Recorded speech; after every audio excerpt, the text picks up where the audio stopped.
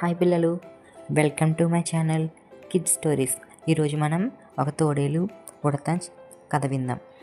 అనగనగా ఒక అడవిలో ఒక ముసలి తోడేలు ఉండేది.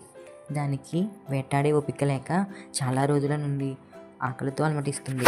ఒకరోజు చిన్న ఉడత చెట్టు మీద నుండి కింద పడిపోయింది. వెంటనే తోడేలు దాన్ని పట్టుకుంది. ఉడత వణికిపోతూ, తోడేలు మామ, నన్ను వదిలేయ్, నేను చాలా చిన్నదాన్ని, నన్ను తింటే నీ ఆకలి తీరదు, నేను వదిలేస్తే నేను నీకు ఒక సహాయం చేస్తాను అంది. తోడేలు నవ్వి, నీలాంటి చిన్న ఉడత నాకేం సాయం చేస్తుంది, సరే ఈరోజు నాకు మూడు బాగుంది, పో బతికిపో అని వదిలేసింది. కొన్ని రోజుల తర్వాత వేటగాళ్ళు వచ్చి ఆ తోడేలును వలవేసి పట్టుకున్నారు. తోడేలు ఎంత గుంజుకున్నా వాళ్ళ నుండి బయటపడలేకపోయింది. అదే సమయంలో ఆ చిన్న ఉడత అటుగా వెళ్తూ తోడేలుని చూసింది. వెంటనే పరిగెత్తుకుంటూ వచ్చి తన పదునైన పళ్ళతో వాళ్ళను కొరికి కొరికి తెంపేసింది. తోడేలు వాళ్ళ నుండి బయటపడి ప్రాణాలు దక్కించుకుంది. తోడేలు ఆశ్చర్యంగా, నిన్ను చిన్నదానివని హేళన చేశాను, కానీ ఈరోజు నువ్వే నా ప్రాణాలు కాపాడావు అంది.